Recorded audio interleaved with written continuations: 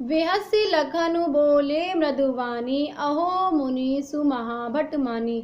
लक्ष्मण जी परशुराम जी की बातों को सुनकर के मृदुवाणी में मुस्कुराते हुए कहते हैं कि मैं जानता हूँ कि आप बहुत बड़े योद्धा हैं। पुनि पुनि मोहि दिखाए कुठारू, चाहत उड़ावन फूक पहाड़ू। आप ये जो मुझे अपनी बार बार कुल्हाड़ी दिखा रहे हैं, अर्थात जो अपना फरसा दिखा रहे हैं, ऐसा लगता है कि आप फूंक मार करके पर्वत को उड़ाना चाहते हैं। यहाँ कुमण बतिया को नाही, जे तरजनी देखी मर जाई। यहाँ पर कोई भी कच्चा फल अर्थात कोई भी छुई मुई का पेड़ नहीं है जो आपकी तर्जनी उंगली अर्थात जो अंगूठे की पास वाली उंगली होती है उसे दिखाने से ही मर जाएगा।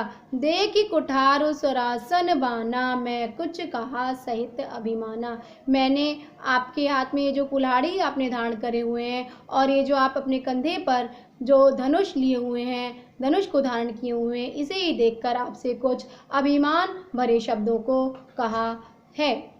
भृगुसुत समुझि जनेऊ विलोकी, मैंने आपको भृगु का पुत्र समझकर और आपने जो जनेऊ धारण किया हुआ है इसे ही देखकर जो कुछ कहो सहो रिस रोकी। मैंने अपने क्रोध को अभी तक दबाए हुए हूँ, मैं अपनी क्रोध की ज्वाला को मैंने बहुत अधिक भड़कने नहीं दिया है। आपके क्रोधपूर्ण वचनों को मैं सुनता चला आ रहा हूँ। सुर महिसुर हरिजन अरु गाई, हमरे कुल इन पर न सुराही। हमारे कुल में देवताओं, ब्राह्मणों और हरि भक्तों तथा गाय का वध करना पाप माना जाता है। हम इनका वध नहीं करते हैं। बंधे पाप अपकीर्ति हारे, यदि हम इनको मारते हैं, इनकी हत्या करते हैं तो हमें हमारी अपकीर्ति होती है, हमें पाप लगता है जिससे हमारे कुल की अपकीर्ति होती है। इसीलिए हम इन सब का वध नहीं करते हैं। मारत हूँ परिय तुम्हारे, और यदि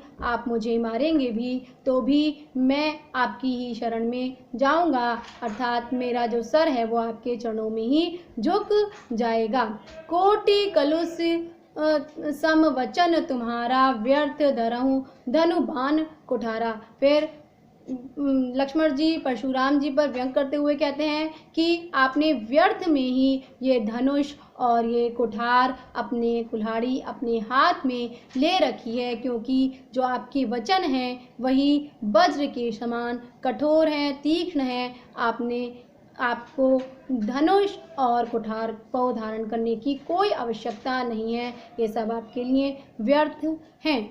जो विलो की अनुचित कहूँ, क्षमहु महामुनि धीर, सुनि सरोष भृगु वंश मणि, बोले गिरा गंभीर। अब यहाँ पर लक्ष्मण जी की इन सब बातों को सुनकर के जो विश्वामित्र जी हैं वो आगे आकर के भृगु वंशमणि अर्थात जो परशुराम जी हैं उनसे क्षमा मांगते हुए कहते हैं कि इस बालक ने जो कुछ भी अनुचित शब्द आपसे कहे हैं मैं उनके लिए आपसे क्षमा मांगता हूँ, कृपया इस बालक को क्षमा करें।